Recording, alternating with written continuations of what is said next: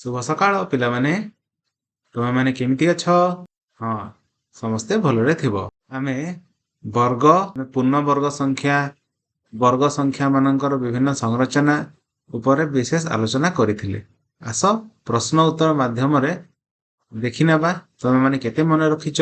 उपयुक्त उत्तर सह शून्य स्थान पूरण कर।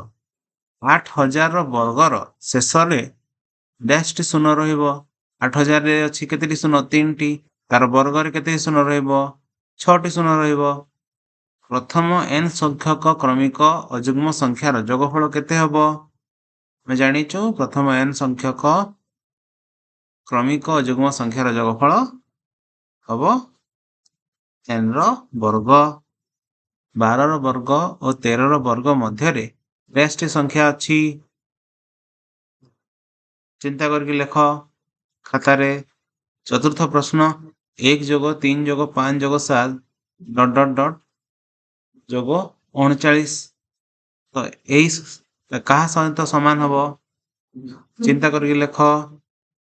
हाँ 3 नंबर उत्तर हबो 12 और 13 रो वर्ग मध्य रे 24 टी संख्या अछि 12 गुणन 2 और चतुर्थटी हबो 39 रो वर्ग। ठीक अछि बढ़िया। गोटे प्रश्न है गोटे वर्ग क्षेत्र क्षेत्रफल यदि 49 वर्ग सेंटीमीटर हुए यार बाहुर दैर्घ्य केते करिपरिबो ना नहीं? वर्ग क्षेत्र क्षेत्रफल सूत्र कौन पिला माने? हाँ वर्ग क्षेत्र क्षेत्रफल होउची बाहु गुणन बाहु। बाहुर वर्ग आमे कहि परिबा जेउ संख्या को सही संख्या सहित गुणन कले आमे सही संख्यार वर्ग मिले हाँ ना नहीं? चिंता कलो केउ संख्यार वर्ग 49 हबो? बस समस्ते जानिजु जे 7 रो वर्ग हबो 49। ठीक अछि तो आमे उत्तरटी पाई पारला ना नहीं? तेणु 49 वर्ग सेंटीमीटर क्षेत्रफल विशिष्ट एक वर्ग क्षेत्रर प्रत्येक बाहुर दैर्घ्य केते हबो 7 सेंटीमीटर। आमे एठे जो 7 अछि 7 को 49 रो वर्गमूल कहू। बुझी पारलो 7 रो वर्ग 49 जदि हेबो 7 रो वर्ग 49 तमे जानिछु तो 49 रो वर्गमूल हबो 7। बुझी पारलो साधारण भाबे जदि y is equals to x square बा y समान x रो वर्ग हुए तेबे x टी होउची y रो वर्गमूल। बुझी पारलो एबे जंती 7 49 होउची 7 रो वर्ग तो 7 हबो 49 रो वर्गमूल। ठीक अछि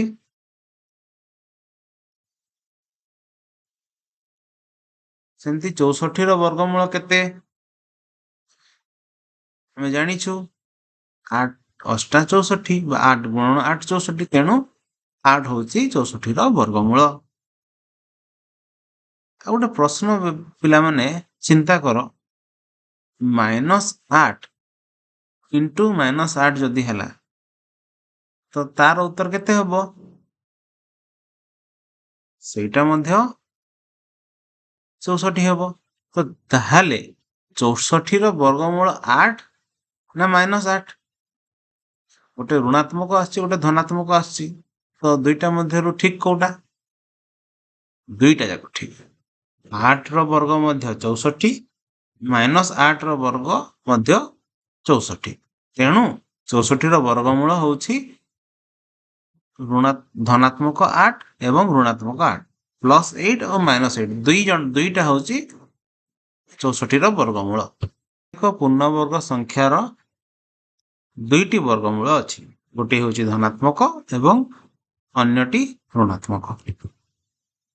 गोटे संख्यार वर्गमूल को एई भली जो चिन्ह दिया जाइछि बा रूट कहा जाय एटा स्क्वायर रूट इंग्रजी रे स्क्वायर रूट रो चिन्ह ता होछि एटा एई चिन्ह द्वारा परिप्रकाश करा जाय। ठीक अछि तेणु आमे लिखि परिबा 64 रो वर्गमूल देखो एई चिन्हटा रो माने होछि वर्गमूल तो 64 रो वर्गमूल होछि +8 और -8 सेंती square root of 100 b plus 10 आउ माइनस 10 साधारण भाव आम लिखिपर ना नहीं यदि square root of n square is equals to plus minus n square वर्गमूल हम ऋणात्मक आउ धनात्मक n दुईटा ठीक अच्छे सूचना आम केवल धनात्मक वर्गमूल को विचार करवा एवं जो आम पाठटी पढ़ा आगक जीवा यही जो चिन्हर माने आम बुझा केवल धनात्मक वर्गमूल आम जानिले धनात्मक आउ ऋणात्मक दुईटा जाक हो पार किंतु आम यही विषय आगक केवल धनात्मक वर्गमूल को ही चिंता करवा ठीक अच्छे निम्नलिखित संख्या गुड़िक पूर्णवर्ग संख्या कि नुहे किपरि जानिबा जदि हाँ तेबे तार वर्गमूल किपरि निर्णय करवा देख दुईटी संख्या दी 576 एवं 327 कहला देखी पूर्णवर्ग संख्यार शेष में क्यों क्यों अंक गुड़िक थाए आम पढ़ीचु हाँ 1 4 5 6 9 किंबा जुग्म संख्यक 0 यदि शेष में अच्छी ताहले सही संख्याटी को आम कहीपर जे गोटे पूर्णवर्ग संख्या हो पारे कौन यही शर्त को पूर्ण करुवा प्रत्येक संख्या पूर्णवर्ग संख्या हम प्रश्नर अर्थ होउची जे कौन सी भी संख्यार शेष में 1 4 5 6 9 किंबा 2टी 0 थिले कौन सबू संख्या गुड़िक पूर्णवर्ग हम चिंता कल उदाहरण स्वरूप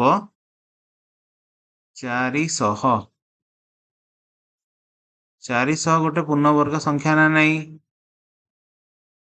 केते वर्ग सेटा 400 होची 20 वर्ग किंतु जदि मु 300 नेबी 300 रो शेष रे 2टी 0 अच्छी ना नहीं अच्छी कौन 300 गोटे वर्ग संख्या ना 300 गोटे वर्ग संख्या नुहे तो यही शर्त को मानुवा प्रत्येक संख्या कौन पूर्णवर्ग संख्या हम नाई हम नहीं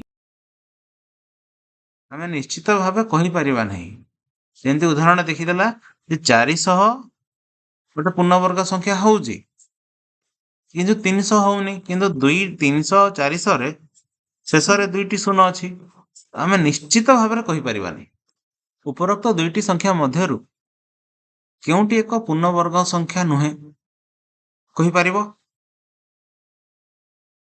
देख तार एकक अंक को देखिले आम जापर हाँ समस्ते जापर नहीं ख 327 टी गोटे पूर्णवर्ग संख्या नुहे कहीं केमती जानल हाँ आम जाचु जे 327 एकक अंक अच्छी 7 आम जाचु 2 3 7 कि 8 रे शेष होता संख्या निश्चित भाव गोटे पूर्णवर्ग संख्या नुहे 576 जो प्रथम नियाई से पूर्णवर्ग संख्या कि केमती जानिबा आस देखिबा आम समस्त वर्ग संख्या गुड़िक क्रम तालिकाभुक्त करिपरिबा हाँ ना नहीं एवं 576 सेमानक मध्य अच्छी कि नहीं ताहा जानी परिबा जदि 576 से तालिकार अच्छी ताहले सेटा गोटे पूर्णवर्ग संख्या करिपरिबा ना नहीं आम जानिछु जे 20 वर्ग होची 400 आम जानिछु 20 वर्ग होची 400 तो 400 रु अधिक अच्छी 576 तो 400 रु ऊपर को माने 20 पर 21 22 23 यही सब वर्ग निर्णय करवा जे पर्यंत आम 576 कि ताठू बड़ संख्या पाई ना हाँ ना नहीं 20 वर्ग है 400 21 वर्ग निर्णय कर केते हम 21 वर्ग हम 441 22 वर्ग केते हम 22 वर्ग हम 484 23 वर्ग निर्णय कर 23 वर्ग हम 529 कौन 576 रु अधिक गलानी 576 आसला आसनी ठीक अच्छे 24 पुणी 24 वर्ग निर्णय कर आम सब वर्ग 30 पर्यंत निर्णय करू से सारणी देखी तुम लिखिपर तो 24 वर्ग केते हम 24 ର ବର୍ଗ ହଉଛି 576। ଆସିଗଲା 576 ମାନେ 576 ଟି ଗୋଟେ ପୂର୍ଣ୍ଣବର୍ଗ ସଂଖ୍ୟା। କିନ୍ତୁ ଏହି ପଦ୍ଧତିରେ କଣ ବଡ଼ ସଂଖ୍ୟା ପାଇଁ ପ୍ରଯୁଜ୍ୟ ହବ? ଏଇଟା 3 ଅଙ୍କ ବିଶିଷ୍ଟ ସଂଖ୍ୟା ହେଲା। 4 ଅଙ୍କ ବିଶିଷ୍ଟ ସଂଖ୍ୟା ବା ଆଉ ଟିକେ ବେଶୀ ବଡ଼ ସଂଖ୍ୟା ଯଦି ହେଲା ତ ଆମେ କଣ ଏଇଭଳି ଭାବରେ କ୍ରମିକ ବର୍ଗ ସବୁ କାଢୁଥିବା? ଏଥିରେ କଣ ହବ? ଏଥିରେ ବହୁତ ସମୟ ଲାଗିବ। ଏଠି କଣ ଲେଖା ହେଇଛି? 81 ର ବର୍ଗମୂଳ କେତେ? ପ୍ରତ୍ୟେକ ବର୍ଗ ସଂଖ୍ୟାକୁ ଆମେ 1 ରୁ ଆରମ୍ଭ କରି କ୍ରମିକ ଅଯୁଗ୍ମ ସଂଖ୍ୟା ମାନଙ୍କର ଯୋଗଫଳ ରୂପେ ପ୍ରକାଶ କରିପାରିବା ନା ନାହିଁ? ତ ସେହି ପଦ୍ଧତିରେ କଣ ଆମେ 81 ର ବର୍ଗମୂଳ ବାହାର କରିପାରିବା? ଚାଲ ଦେଖିବା। 81 ରୁ ଆମେ କ୍ରମାଗତ ଭାବରେ 1, 3, 5 କରି କ୍ରମିକ ଅଯୁଗ୍ମ ସଂଖ୍ୟାକୁ ବିଯୋଗ କରିବା। 81 ରୁ 1 ଗଲେ କେତେ? 80। 80 ରୁ ପୁଣି କେତେ ଯିବ? 3। 3 ଗଲେ 77। 77 ରୁ ପୁଣି ନିଜେ ସବୁ ଖାତାରେ ଲେଖୁଛ ନା ନାଇଁ ପିଲାମାନେ? ନିଜ ନିଜ ଖାତାରେ ସମସ୍ତେ କର। 77 ରୁ ପୁଣି 3 ପରବର୍ତ୍ତୀ ଅଯୁଗ୍ମ ସଂଖ୍ୟା କେତେ? 5। 77 ରୁ 5 ଗଲେ 72। 72 ରୁ ପୁଣି କେତେ କେତେ ଯିବ? 7। 72 ରୁ 7 ଗଲେ 65। 65 ରୁ ପୁଣି କେତେ ଯିବ? 9। ଏଇଟା ସବୁ ଦେଖିପାରୁଛ ତ? ଏସବୁ କ୍ରମିକ ଅଯୁଗ୍ମ ସଂଖ୍ୟା ବିଯୋଗ କରାଯାଉଛି। ପ୍ରଥମେ 1 ବିଯୋଗ କରାହେଲା, ତାପରେ 3, ତାପରେ 5, ତାପରେ 7, ତାପରେ 9। 9 ବିଯୋଗ କଲେ ଆସିଗଲା 56। ପୁଣି 56 ରୁ ପୁଣି କେତେ ବିଯୋଗ କରାହବ? 9 ପରେ 11। 56 ରୁ 11 ବିଯୋଗ କଲେ 45। ତାପରେ 45 ରୁ ପୁଣି 13 ବିଯୋଗ କରାଗଲା। ପରବର୍ତ୍ତୀ ଅଯୁଗ୍ମ ସଂଖ୍ୟା ଆସିଗଲା 32।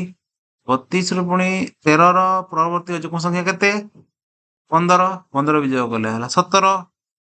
15 ର ପରବର୍ତ୍ତୀ ଅଯୁଗ୍ମ ସଂଖ୍ୟା 17। 17 ରୁ 17 ବିଯୋଗ କଲେ ଆସିଗଲା 0। ତ 81 ରୁ ଆମେ କ୍ରମାଗତ ଭାବରେ କେତେ ଥର ବିଯୋଗ କରିବା ପରେ 0 ପାଇଲେ? କେତେ ଥର ବିଯୋଗ କଲା ପିଲାମାନେ ଦେଖ? 1, 2, 3, 4, 5, 6, 7, 8, 9। ସମୁଦାୟ 9 ଥର ବିଯୋଗ କଲା, ହଁ ନା ନାଇଁ? ତେଣୁ ଆମେ ଲେଖିପାରିବା ଯେ 81 ର ବର୍ଗମୂଳ ହଉଛି 9। ତ ଆମେ ଜାଣିଛୁ ଏଇଠି ସୂଚନାରେ ଦିଆଯାଇଛି ପ୍ରତ୍ୟେକ ବର୍ଗ ସଂଖ୍ୟାକୁ ଆମେ 1 ରୁ ଆରମ୍ଭ କରି କ୍ରମିକ ଅଯୁଗ୍ମ ସଂଖ୍ୟା ମାନଙ୍କର ଯୋଗଫଳ ରୂପେ ପ୍ରକାଶ କରିପାରିବା। ଯେତିକିଟି କ୍ରମିକ ଅଯୁଗ୍ମ ସଂଖ୍ୟା ଥିବ ସେତିକିର ତାର ବର୍ଗ। ଯେହେତୁ ଏଇଠି 9ଟି କ୍ରମିକ ଅଯୁଗ୍ମ ସଂଖ୍ୟା ରହିଲା ବା 9 ଥର ବିଯୋଗ କରାଗଲା, ତେଣୁ 81 ର ବର୍ଗ ହଉଛି। ବୁଝିପାରିଲ ସମସ୍ତେ? ଠିକ ଅଛି।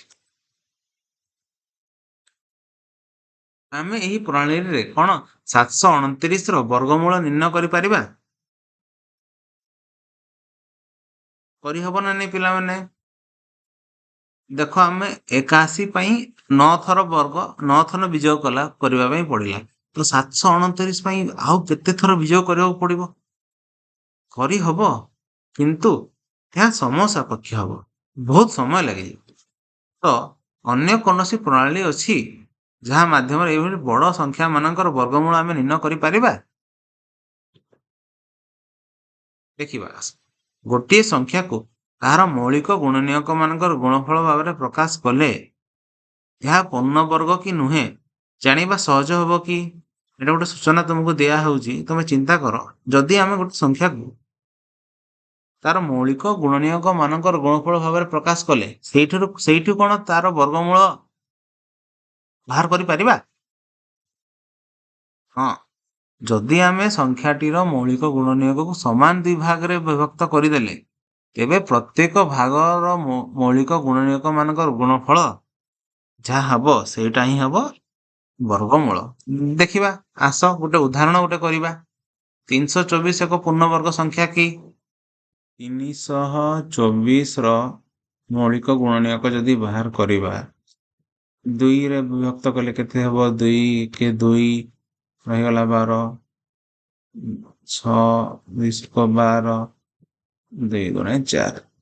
ପୁଣି 2 रे जीवो 8 दुणे 16 1 81 केते रे जीवो 3 रे जीवो 3 दुणे 6 21 3 7 21 पुणी 3 रे जीवो 3 9 3 27 3 3 रे पुणी जीवो 3 3 9 तो मौलिक गुणनीयक गुड़िक कौन कौन है यही सब गुड़ाक है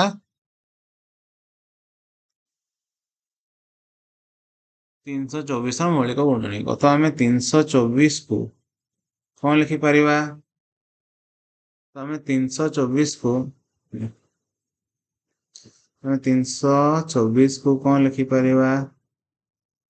2 गुणन 2 गुणन 3 गुणन 3 गुणन 3 गुणन 3 1 2 2टा 2 1 2 3 4टा 3 तो 1 2 2टा 2 1 2 3 4 4टी 3 एभली भाव में आम